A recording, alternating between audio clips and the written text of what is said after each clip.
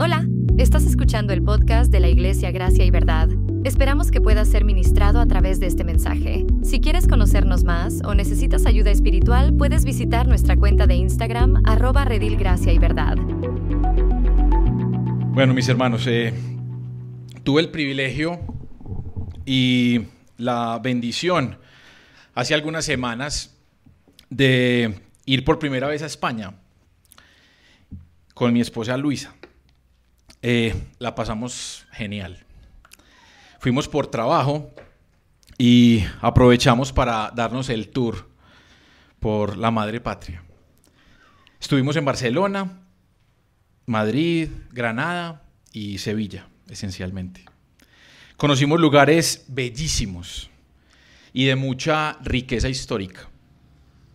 Ruinas romanas, castillos, palacios de gobierno, plazas, parques, iglesias, muchas edificaciones de siglos de historia que cuando las comparamos con lo que encontramos por estos lados de América, uno entiende el calificativo de viejo continente que tiene Europa.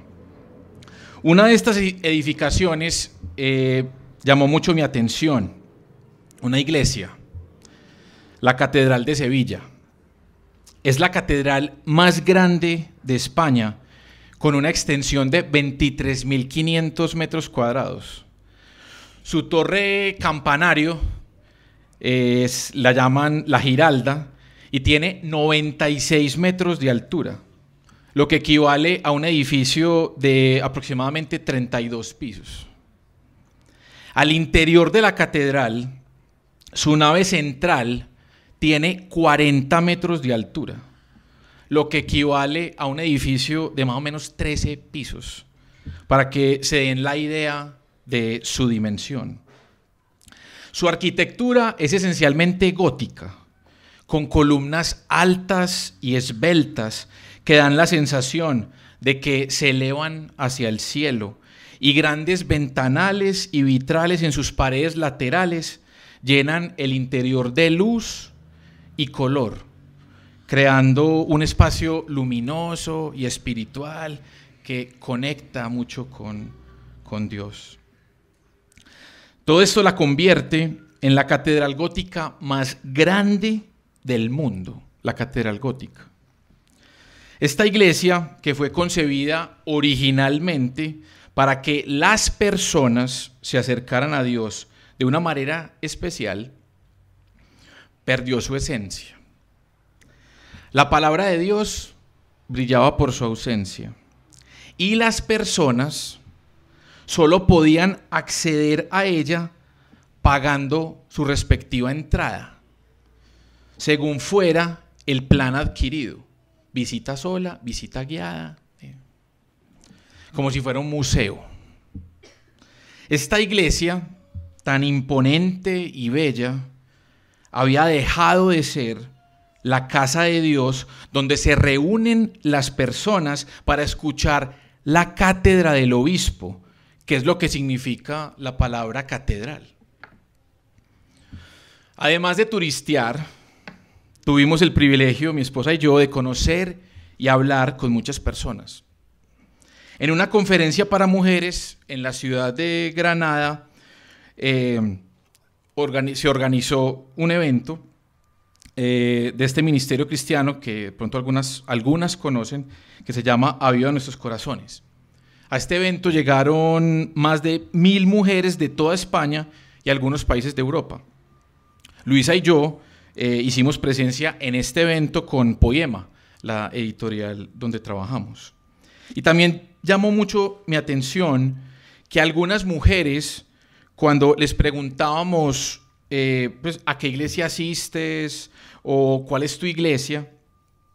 Respondían: no tengo una, pero me conecto virtualmente a la iglesia de tal y pascual, o escucho la predicación o la enseñanza de fulano y perengano, y lo decían como algo muy normal, como si esas fueran sus iglesias y todo estuviera normal y se sentían bien con eso. Ambas experiencias que acabé de contarles nos señalan algo. La iglesia no es un edificio, no es un lugar, no es un evento, no es una experiencia presencial ni virtual. La iglesia son personas, personas que se reúnen, que se congregan para adorar a Dios y escuchar su palabra. Personas que tienen un vínculo, el vínculo del Evangelio de Cristo Jesús. Quisiera en esta mañana explorar un texto en la Escritura con ustedes que presenta de manera muy concisa y clara lo que la iglesia es. Vaya conmigo a 1 Timoteo, capítulo 3, versos del 14 al 16. Primera carta a Timoteo, capítulo 3, versos 14 al 16. Y como es costumbre, mis hermanos, les pido que se pongan de pie para leer la palabra de Dios. En mi Biblia es la 1222. Primera de Timoteo, capítulo 3, versos 14 al 16. Te escribo estas cosas esperando ir a verte pronto, pero en caso que me tarde, te escribo para que sepas cómo debe conducirse uno en la casa de Dios, que es la iglesia del Dios vivo, columna y sostén de la verdad. E indiscutiblemente, grande es el misterio de la piedad. Él fue manifestado en la carne, vindicado en el Espíritu, contemplado por ángeles, proclamado entre las naciones, creído en el mundo, recibido arriba en gloria. Mis hermanos, esta es la palabra del Señor para nosotros hoy. Pueden tomar asiento. Mi propósito en esta mañana es que a partir de este texto usted se vaya con una definición sencilla de lo que significa la iglesia. La iglesia es la familia del Dios vivo, cuya misión es sostener y defender el mensaje del Evangelio. Sencillo, lo repito. La iglesia es la familia del Dios vivo, cuya misión es sostener y defender el mensaje del Evangelio. Vamos a desglosar, a separar esta definición en 3 puntos sencillos. Número 1, la identidad de la iglesia. Número 2, la misión de la iglesia. Y número 3, el mensaje que sostiene y defiende la iglesia. Número 1, la identidad. Número 2, la misión. Y número 3, el mensaje. Comencemos con la identidad de la iglesia. Hemos venido estudiando en los últimos domingos la primera carta a Timoteo, de Pablo a Timoteo. Si ustedes recuerdan, la serie de predicaciones la hemos llamado o titulado, a ver, escucho, ¿cómo conducirnos en la casa de Dios? Habrán notado que de nuestro pasaje se obtiene el propósito general de la carta. Es decir, Pablo le escribe a Timoteo porque en la iglesia de Éfeso, la cual Timoteo pastoreaba, se vienen presentando una serie de situaciones que ponen en riesgo la fe y la buena conciencia. Hemos visto que doctrinas extrañas han estado enseñándose allí por parte de falsos maestros, como Himeneo y Alejandro, que se mencionan por allá en el capítulo 1. Pablo quería abordar esta situación personalmente, pero en vista de que estaba en otro lugar y que podría tardarse, decide escribirle a Timoteo para instruirle y aconsejarle al respecto, para que así él con urgencia tomara como cartas en el asunto y, como decimos hoy en día, solucionara la vuelta. Desde el capítulo 2, Pablo lo instruye sobre la vida de la iglesia. En el capítulo 2, versos 1 al 7, aborda la importancia de la oración en el culto de adoración. En 2.8 da instrucciones puntuales para los hombres y en 2 del 9 al 15 instrucciones puntuales para las mujeres durante el culto. Y en capítulo 3, versos 1 al 13, presenta los requisitos que deben exhibir aquellos que lideran, pastorean, supervisan la iglesia, es decir, obispos, pastores, ancianos y aquellos que sirven dentro de ella, es decir, los diáconos, hombres y mujeres que sirven dentro de la iglesia. Eso lo vimos el domingo pasado con el pastor Federico. Todas estas instrucciones apuntan a cómo ellos, Timoteo y las personas que conformaban la iglesia, debían conducirse en la casa de Dios, a cómo debían vivir su fe en la iglesia y también fuera de ella. Nuestro pasaje concluye este bloque de instrucción a Timoteo con una serie de declaraciones cortas pero contundentes sobre lo que la iglesia es. Y para abordar este primer punto sobre la identidad de la iglesia, quiero concentrarme en las dos expresiones que están en el verso 15. La casa de Dios y la iglesia del Dios vivo. Comencemos con la primera expresión, la primera declaración, la casa de Dios. La que yo llamo Biblia discotequera, la Nueva Traducción Viviente, traduce esta expresión como la familia de Dios, la cual se ajusta muy bien a la palabra en el original. La iglesia es la familia de Dios. Esto quiere decir que la iglesia es un grupo de personas vinculadas por algo, y ese algo, en este caso, es el Evangelio. Personas vinculadas por medio de la fe en la persona y la obra de Cristo Jesús, quien vino a este mundo a salvar a los pecadores. Y como toda familia, tiene un jerarca, tiene un jefe, tiene una cabeza. ¿Quién es? Dios mismo. Esta familia le pertenece a Dios y solamente a Él. Dios el Padre diseñó un plan para salvar a su familia pecadora. Dios el Hijo, Jesucristo, vino a este mundo como uno de nosotros y llevó a cabo ese plan al morir en una cruz en nuestro lugar, llevando sobre Él el peso de nuestro pecado.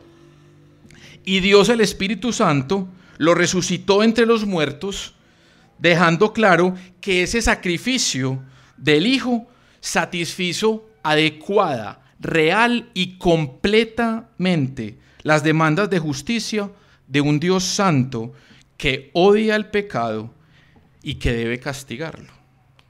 Eso fue lo que pasó, mis hermanos, en la cruz. El verdadero Hijo de Dios recibió todo el castigo de Dios el Padre en nuestro lugar.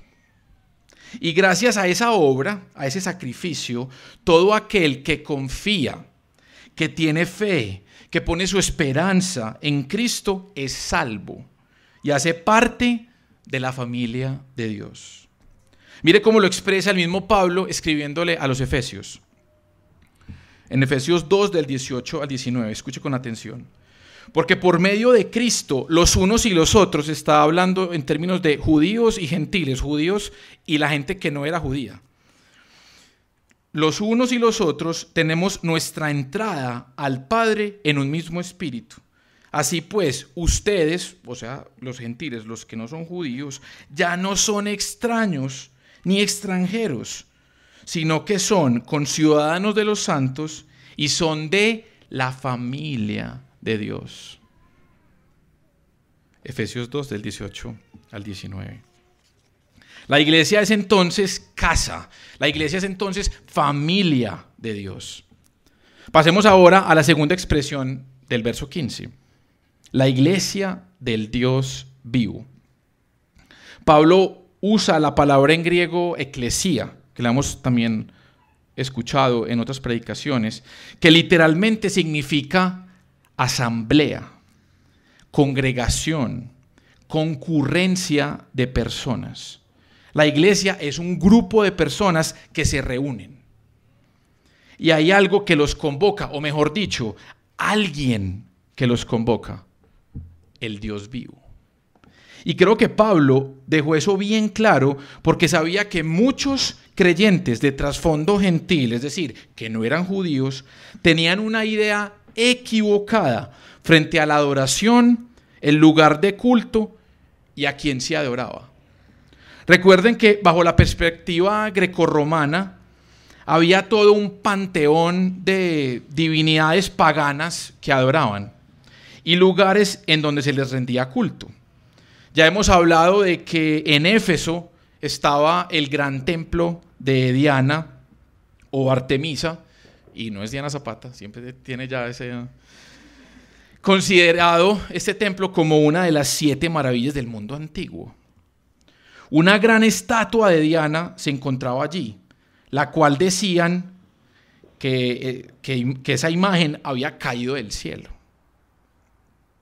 Y como todo ídolo, era hecha a imagen del hombre. No podía hablar, no podía moverse, era incapaz de anunciar la verdad e incapaz de salvar a alguien. En otras palabras, era una diosa muerta. Todo esto contrasta con el Dios verdadero, el Dios vivo, el Rey eterno, que hizo el cielo, la tierra, el mar y todo lo que hay en ellos. Escuche cómo lo dice Dios mismo en boca del profeta Jeremías. En Jeremías capítulo 10, versos 2 al 10, no tiene que ir allá, solo escuche con atención. Está hablando el profeta Jeremías sobre los ídolos falsos y el Dios verdadero. Dice así Jeremías: así dice el Señor, el camino de las naciones no aprendan, ni de las señales de los cielos se aterroricen, aunque las naciones les tengan terror, porque las costumbres de los pueblos son vanidad. Pues un leño del bosque es cortado, lo trabajan las manos de un artífice con el cincel, con plata y oro lo adornan, con clavos y martillos lo aseguran para que no se mueva. Como los espantapájaros de un pepinar, sus ídolos no hablan. Tienen que ser transportados porque no andan. No les tengan miedo, porque no pueden hacer ningún mal, ni tampoco hacer bien alguno. No hay nadie como tú, oh Señor, grande eres tú y grande es tu nombre en poderío. ¿Quién no te temerá, oh Rey de las naciones? Porque esto se te debe, porque entre todos los sabios de las naciones y en todos sus reinos no hay nadie como tú. Pero ellos a una son torpes y necios en su enseñanza de vanidades, pues su ídolo es un leño. Plata laminada es traída de Tarsis y oro de Ufaz. Ese ídolo es obra de un artífice y de las manos de un orfebre. Su vestido es de violeta y púrpura, todo ello obra de peritos. Escuche bien, pero el Señor es el Dios verdadero. Es el Dios vivo y el Rey eterno. Ante su enojo tiembla la tierra y las naciones son impotentes ante su indignación. Esa es la clase de Dios, mis hermanos, que tenemos. Un Dios vivo, un Dios verdadero, que ha revelado quién es por medio de palabras que podemos entender, consignadas, registradas en este libro, y que cada domingo nos convoca a este lugar para aprender más de Él y para ser más como Él. Nosotros, mis hermanos, somos la iglesia del Dios vivo que se reúne aquí en La Ceja, al igual que muchas otras congregaciones de hermanos y hermanas que hacen lo mismo en diferentes lugares de Antioquia, de Colombia y del mundo entero. Esa es nuestra identidad como iglesia. Somos la familia del Dios vivo. Pasemos ahora al punto número 2, la misión de la iglesia. La misión. Termina el verso 15 diciendo, columna y sostén de la verdad. La iglesia del Dios vivo es columna de la verdad y es sostén de la verdad. La Reina Valera 60, lo expresa como columna y baluarte de la verdad. La Nueva Traducción Viviente lo expresa como columna y fundamento de la verdad. En las 3 versiones que acabo de mencionar, el elemento columna está presente y es claro. Las columnas soportan, dan apoyo, resisten las cargas de un edificio. Sin embargo, la segunda palabra que utiliza Pablo es traducida de manera diferente. Sostén, baluarte, fundamento. De hecho, la palabra en griego solo se registra una sola vez en el Nuevo Testamento y es en nuestro pasaje.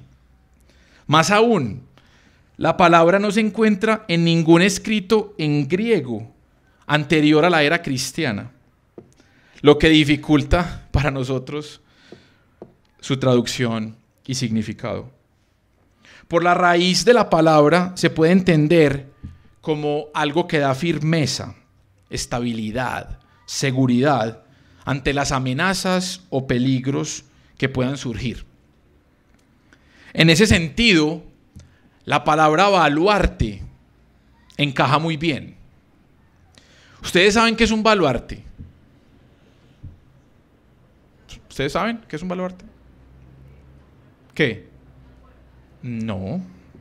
Un baluarte es una innovación militar que se implementó en el diseño de las murallas, en el diseño de las fortificaciones, ¿cierto? Que son amuralladas. Es un saliente. Cuando las murallas venían así, implementaron el baluarte, que es un saliente, un salido, por así decirlo, que permite flanquear y cubrir los puntos ciegos a la hora de repeler los ataques enemigos, ¿cierto? Entonces, los soldados que estaban vigilando tenían visual, no así, porque aquí es limitado, pero cuando tenía el saliente podían tener varios y mirar. Eso es un baluarte. O sea, que es un mecanismo de defensa. Dicho todo esto, las figuras de columna y baluarte nos dan la misión principal, el papel fundamental de la iglesia del Dios vivo. Como columna, la iglesia sostiene la verdad del evangelio. Como sostén o baluarte, la iglesia defiende la verdad del evangelio. La sostiene enseñando públicamente la palabra de Dios con fidelidad y claridad para que las personas aprendan lo que es verdadero, lo que es bueno, lo que agrada a Dios, para que las personas reconozcan, distingan, identifiquen los errores, ideas extrañas, engaños y malas interpretaciones que podían presentarse al interior de la iglesia o que podían surgir fuera de ella, de la sociedad en que vivimos. La defiende, por otro lado, al estar vigilante ante las amenazas y los peligros de Satanás y sus colaboradores. La defiende de nuestra propia naturaleza pecaminosa y de este mundo caído en que vivimos, que trata de seducirnos para revelarnos a la voluntad de Dios. La defiende con testimonios de vidas transformadas que muestran el poder de Dios obrando en y a través de cada uno de sus miembros y en cada esfera de sus vidas, en el matrimonio, en la crianza de los hijos, la familia, el trabajo, las relaciones interpersonales, lo que hacemos con el tiempo, lo que hacemos con el dinero, con los dones y talentos que Dios nos ha dado. En fin, se defiende la verdad del Evangelio con vidas transformadas que buscan, anhelan, desean agradar y glorificar el nombre de nuestro Dios vivo. Pero, ¿cómo se da todo esto? ¿Cómo se logra? Basta ir, mis hermanos, un poquito atrás y conectar las instrucciones que Pablo ha venido dando desde el capítulo 2. La iglesia, es decir, el cuerpo local, visible de creyentes, comprometidos unos con otros por el Evangelio, debe ser pastoreada, enseñada, cuidada por hombres calificados, como pastores ancianos. O sea, como vimos hace 8 días, ¿se acuerdan de los 15 requisitos? Por hombres irreprochables, maridos de una sola mujer, sobrios, prudentes, de conducta decorosa, hospitalarios, aptos para enseñar, no dados a la bebida, no pendencieros, amables, no contenciosos, no avariciosos, hombres que gobiernan bien su casa, que no son recién convertidos y que gozan de una buena reputación entre los de afuera de la iglesia. 15. Qué responsabilidad, ¿no? Pero también la iglesia debe ser servida por ¿quiénes? Por diáconos, calificados también bíblicamente. Hombres y mujeres que exhiben una lista también de virtudes similares a la de los ancianos y que estudiamos también hace 8 días. Y la iglesia debe dedicarse con regularidad a la exposición de la palabra de Dios y a la oración. Hasta aquí lo que hemos venido estudiando en esta carta. Pero faltan 2 aspectos que encontramos en la Escritura y que son vitales para entender la misión de la iglesia de sostener y defender la verdad. Número 1, la iglesia debe administrar, guardar, observar las ordenanzas que el mismo Señor Jesucristo instituyó. Es decir, el bautismo de solo creyentes y la cena del Señor. Y número 2, la iglesia, solo la iglesia, debe ejercer, practicar, aplicar la disciplina eclesial. Como también el mismo Señor Jesucristo lo dejó claro en Mateo 18, versos del 15 al 20. Y se sustenta en otros textos como 1 Corintios 5, 2 de Tesalonicenses 3, del 6 al 15. La disciplina en la iglesia busca, escuche bien, restaurar, corregir y prevenir el pecado entre sus miembros y protegerlos de sus consecuencias nefastas, a ellos, sus familias y a la iglesia misma. Estos 2 aspectos de las ordenanzas y la disciplina son marcas esenciales de una iglesia bíblica sana. Son marcas que guarda exclusivamente una iglesia según la Biblia. Solo la iglesia tiene esa autoridad, esa responsabilidad. Por todo esto que he dicho, una iglesia por internet a la que me conecto cada de vez en cuando no es una verdadera iglesia local. Las predicaciones, podcast o enseñanzas que escucho de ministerios paraeclesiales como Aviva Nuestros Corazones, Ministerios Ligonier, Coalición por el Evangelio, Poema, ninguno de estos ministerios sustituye la misión que tiene la iglesia de sostener y proteger la verdad. No estoy diciendo, mucho ojo, que los recursos de todos estos ministerios no sean importantes para la iglesia y su crecimiento. De ahí su nombre de paraeclesial, porque trabajan de la mano con la iglesia, trabajan de alguna manera para la iglesia. Lo que estoy enfatizando es que ninguno de estos ministerios o iniciativas puede reemplazar la función o misión principal de sostener y proteger el evangelio, como lo hemos venido presentando, y que es la tarea, la responsabilidad de la iglesia en cada una de sus expresiones a nivel local, como esta, el Redil Gracia y Verdad. Hemos visto entonces hasta acá, mis hermanos, número 1, la identidad de la iglesia, que se entiende como personas que pertenecen a la casa, a la familia de Dios, y que se reúnen en su nombre para adorarle y conocerle más. Y número 2, hemos visto la misión de la iglesia, la cual es sostener y defender el mensaje del evangelio como columna y baluarte de la verdad. Y esto nos lleva al tercer y último punto: el mensaje que la iglesia debe sostener y defender. Finaliza nuestro pasaje en el verso 16. E indiscutiblemente grande es el misterio de la piedad. Él fue manifestado en la carne, vindicado en el Espíritu, contemplado por ángeles, proclamado entre las naciones, creído en el mundo, recibido arriba en gloria.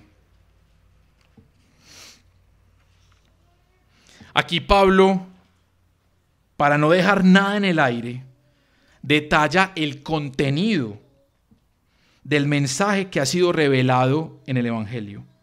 A partir de 6 pequeñas declaraciones o mini cápsulas, si usted quiere verlo de esa manera, que explican las buenas noticias que ahora la iglesia conoce de primera mano, a partir del testimonio de los apóstoles, que confirman todo lo que se había dicho desde el Antiguo Testamento sobre Dios y su Salvador prometido, el Mesías, el Cristo, quien salvaría al pueblo de Dios de sus pecados. El misterio que antes había ha sido revelado en la persona y la obra de Cristo. Y los apóstoles como Pedro, Juan, hasta el mismo Pablo, fueron testigos oculares de toda esta revelación del misterio. A Pablo le gusta bastante esa expresión de misterio y la usa en muchas de sus cartas para referirse a la verdad del evangelio que estaba oculta antes, pero que se ha revelado ahora. Sin embargo, Pablo utiliza diferentes expresiones para referirse esencialmente al evangelio, pero que señalan diferentes facetas o aspectos del evangelio mismo. En nuestro texto utiliza misterio de la piedad en 3:16, y unos versos atrás, en 3:9, usa misterio de la fe. En la carta a los Efesios usa misterio de Cristo en Efesios 3:4 y el misterio del evangelio en 6:19. Y en la carta a los Colosenses usa el misterio entre los gentiles, Colosenses 1:27, el misterio de Dios, 2:2, y el misterio de Cristo, en 4:3. Todas estas expresiones apuntan a la misma verdad revelada, que según nuestro texto corresponde a, miremos cada una de estas declaraciones. ¿Cuál es la primera? Él fue manifestado en la carne. Está hablando de la encarnación de Cristo. Era necesario que aquel que nos representara delante de Dios tuviera nuestra naturaleza. Por esa razón, Cristo se hizo como uno de nosotros, pero sin perder su naturaleza divina. Fue 100% Dios, 100% hombre. Pero a pesar de que fue tentado en todo como hombre, no experimentó corrupción, pues era Dios. Eso lo convirtió en nuestro sustituto perfecto. Eso es lo que habla esa primera declaración. Miremos la segunda. Vindicado en el Espíritu. Vindicado en el Espíritu. Aquí se nos hace una referencia a su muerte y su resurrección. Como lo enseñó Juan Camilo hace 15 días, cuando colocamos este lindo cartel atrás, ambos sucesos, la muerte y la resurrección, van de la mano. Y son, de alguna manera, la centralidad de nuestra fe. Cristo, nuestro sustituto perfecto, tomó todo nuestro pecado y lo llevó sobre sí para recibir el castigo justo de Dios el Padre en la cruz y así propiciar, disminuir, calmar su ira por el pecado. Sobre Cristo se hizo justicia y nosotros, quienes ponemos nuestra fe en Él, somos declarados justos. Y al Padre le agradó tanto su sacrificio que lo resucitó al tercer día, venciendo el poder de la muerte y a Satanás mismo. De esta manera, el Hijo fue vindicado por el Espíritu de Dios. Declaración número 3. Contemplado por ángeles. Aquí hace referencia ¿a qué? A su ascensión a los cielos. En Hechos 1, del 9 al 11, se registra este acontecimiento. Después de aparecer vivo a muchos testigos en la tierra después de su resurrección, Cristo fue recibido arriba en el cielo, donde toda la hueste angelical, toda la audiencia de ángeles presenció esta victoria. Declaración 4. Proclamado entre las naciones. ¿A qué hace referencia aquí? A la evangelización, a la proclamación del evangelio a todas las naciones. Jesús prometió a sus discípulos que enviaría al Consolador, su Espíritu, quien les daría el poder para proclamar el evangelio en Jerusalén primeramente, luego Judea, Samaria y hasta el resto, los confines de la tierra. En Hechos 2 sucedió esto, ¿se acuerdan? Por allá en Pentecostés. Y a partir de ese momento, el evangelio comenzó a ser proclamado, anunciado por todo el mundo. ¿Por medio de quién? De la iglesia. En ese mismo capítulo se usa la primera expresión de iglesia, eclesía, que ahorita vimos. Y esa misión de proclamación del evangelio a las naciones continúa hasta el día de hoy, mis hermanos. Y esa es la dinámica de la iglesia aquí y en todas partes del mundo. Declaración número 5. Creído en el mundo. Creído en el mundo. Esta corresponde al resultado de esa proclamación, que es la fe salvadora. Al evangelio ser proclamado en todo el mundo, el pueblo de Dios fue redefinido. Ya no era más exclusivo de Israel y su descendencia, como lo vemos en el Antiguo Testamento, sino que se abrió a todas las naciones, judíos y gentiles, judíos y los que no son judíos, así como usted y como yo, todos aquellos que escuchan las buenas noticias de salvación en Cristo y que responden a ese mensaje en arrepentimiento, fe y obediencia. Ese es el nuevo pueblo de Dios. Esa es la familia del Dios vivo. Ahí estamos nosotros incluidos, mis hermanos. Declaración número 6 y la final. Recibido arriba en gloria. Aquí hace alusión esta declaración a la exaltación de Cristo como Rey y Señor sobre todas las cosas en el cielo y en la tierra. A Él se le dio esa categoría, ese título.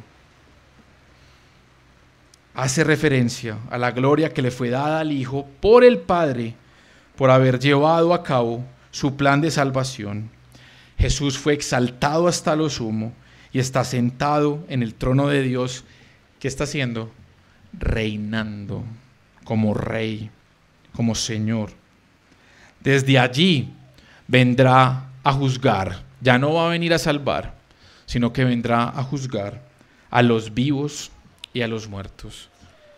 Eso es lo que esperamos y eso es lo que enseña la Biblia. Mis hermanos, este es el misterio de la piedad que nos fue revelado. Este es el precioso evangelio que como familia de Dios sostenemos y defendemos, predicamos y vivimos, anunciamos y modelamos. Pero no quiero pasar la oportunidad de señalar el hecho de que Pablo hubiese usado la palabra piedad para referirse al evangelio, y también que unos versos atrás, antes, hubiese usado la palabra fe, misterio de la fe, para referirse al mismo evangelio. ¿Por qué Pablo conectó la fe y la piedad con el evangelio? Podríamos decir que la fe y la piedad son dos caras de una misma moneda. El evangelio necesita ser creído, necesita ser afirmado, necesita ser abrazado. Ahí está la fe.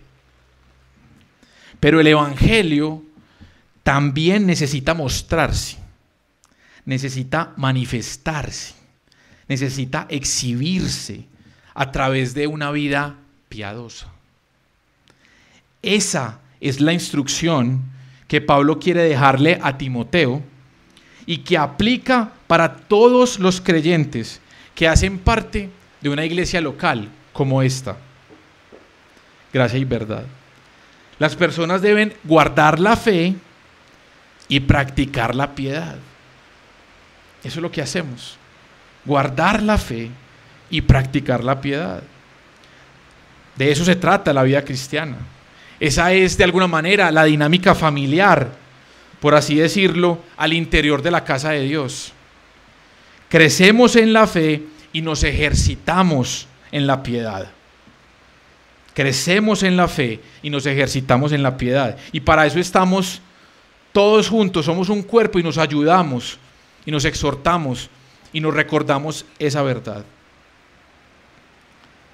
Y esto lo vamos a desempacar en unos domingos, porque eso se va a ver en el capítulo 4, cuando Pablo aborda el tema de la piedad.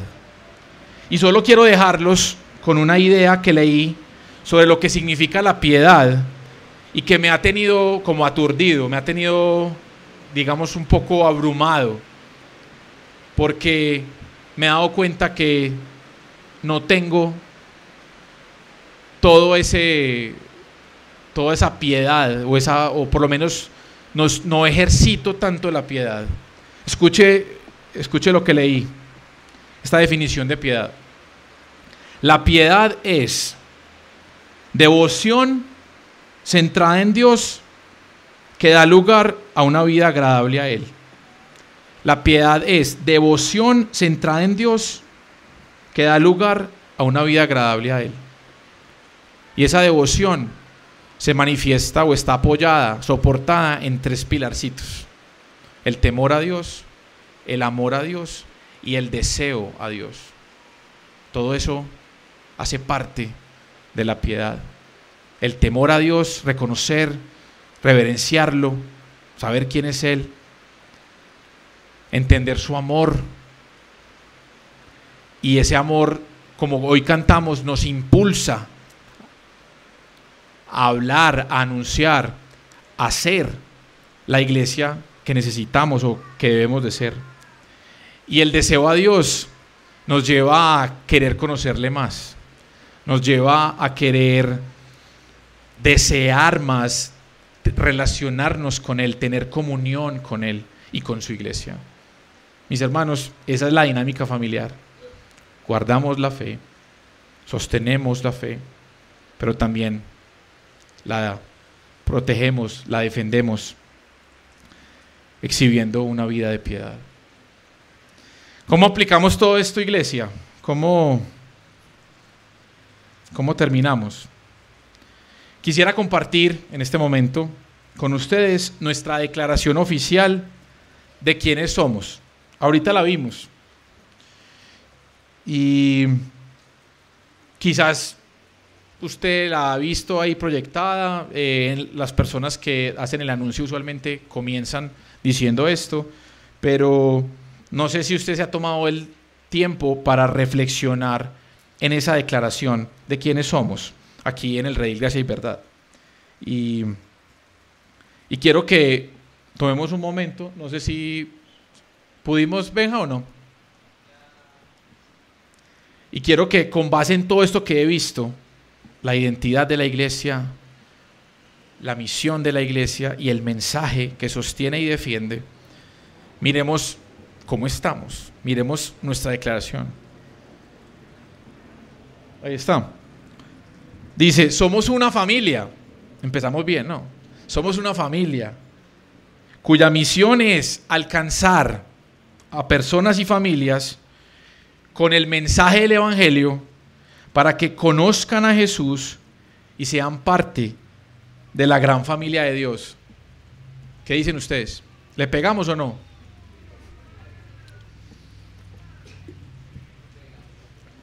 Yo creo que sí o no. Está muy acertada con todo esto que acabamos de ver desde 1 Timoteo 3. Somos una familia cuya misión es alcanzar a personas y familias con el mensaje del Evangelio. ¿Para qué? Para que conozcan a Jesús y su obra y todo lo que logró por nosotros y sean parte de esta gran familia. Eso es esta iglesia, Redil Gracia y Verdad. También quisiera en este momento recordarles nuestras dinámicas familiares. Somos una familia, ¿cierto? Y al interior de cada familia hay una dinámica. Todas tienen su propia dinámica. Nosotros, por ejemplo, en este momento estamos experimentando lo que significa ser una familia futbolera. 2 niños, 13 y 9 años, que están en un club de fútbol. ¿Sabe qué significa eso? Eso significa partidos sábados y domingos. ¿Y qué hacemos los domingos? Vamos a la iglesia. Ha sido todo un desafío. Pero hay dinámicas familiares que se tienen que sostener y hay dinámicas familiares que se tienen que proteger. Miremos las nuestras aquí en Gracia y Verdad. Número 1, nos relacionamos con Dios y unos con otros en el amor de Cristo.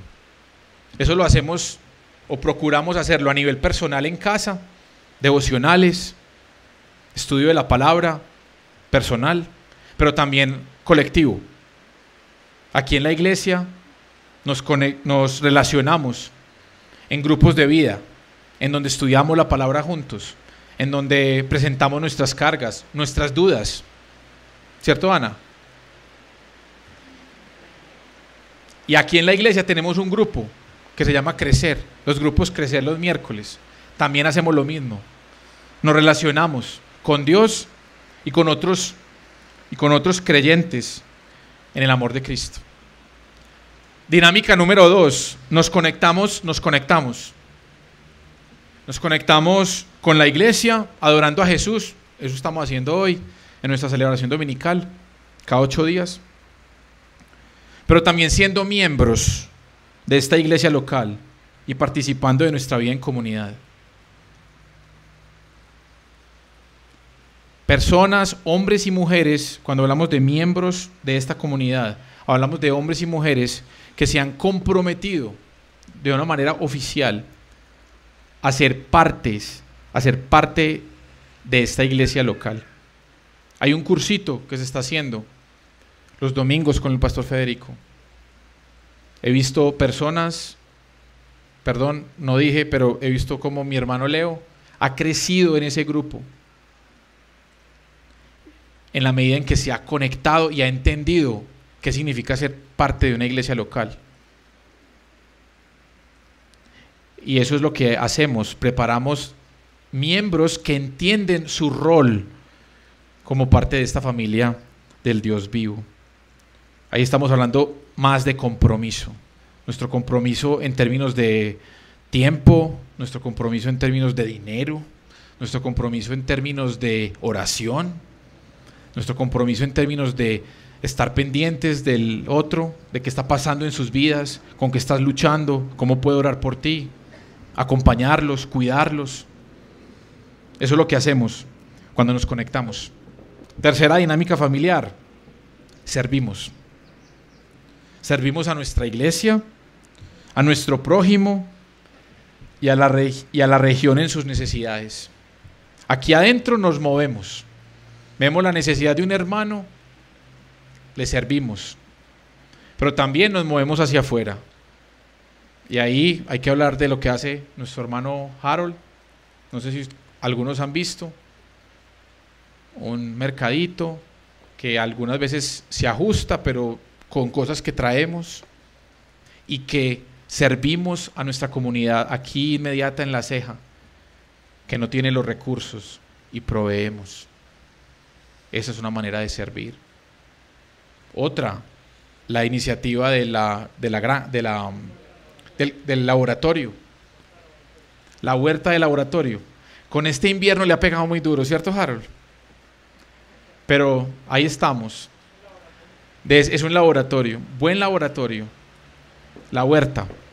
Algunas personas se han ido conectando de afuera y en la medida en que aprenden sobre todo esto de cultivos hidropónicos, de alguna manera nos vamos relacionando y vamos presentando el Evangelio. De esa manera servimos a la comunidad. Y cuarta dinámica, cuarta práctica, anunciamos el Evangelio. Anunciamos el Evangelio. Compartimos las buenas noticias de Jesús, todo lo que Él hizo por nosotros, y hacemos discípulos donde quiera que estemos. No solamente aquí, en este lote, en esta carpa, en la casita, en donde quiera que estemos. Y creo que esa práctica, esa dinámica familiar es retadora. Para mí lo es. Anunciar el Evangelio y hacer discípulos donde quiera que estemos. ¿Cómo vives, cómo experimentas estas 4 dinámicas familiares? ¿Cuál te cuesta más? ¿Cuál necesitas de una manera intencional practicar más, ejercitarse en ellas? Ahí les dejo la inquietud. Reflexionen y piensen en esta semana a qué les está llevando el Señor. Porque esas son las dinámicas familiares. Y necesitamos exhibirlas, necesitamos vivirlas, necesitamos mostrarlas. Para aquellos que nos visitan hoy por primera vez o que han estado asistiendo desde hace algunos domingos, la invitación está abierta para que hagan parte de esta familia de la fe. Es gracias a lo que Jesús logró por nosotros en la cruz que tenemos libertad. Libertad del pecado y libertad de la muerte. Y tenemos acceso con confianza al Dios vivo por medio de la fe en Cristo Jesús solamente. Esa es la verdad que como iglesia, el Redil Gracia y Verdad, anunciamos, sostenemos y defendemos. Es mi anhelo, mis hermanos, y oración también, que en esta iglesia local, el Redil Gracia y Verdad, podamos experimentar lo que significa ser familia de Dios y podamos cumplir la misión de sostener y defender el precioso mensaje del Evangelio que se nos ha encomendado. Para eso estamos, para eso somos un cuerpo. Para eso cada uno de nosotros ha sido dotado por Dios, equipado por Dios, con dones y talentos que pone al servicio de esta familia. Les animo a que ejerciten sus dones y talentos en la familia. no solamente va a ser de edificación para ustedes, sino para el cuerpo, para el crecimiento de esta iglesia local. Y de esa manera, Dios, el Dios vivo, recibirá gloria y alabanza como solamente Él lo merece, como es debido a su nombre. Amén. Oremos.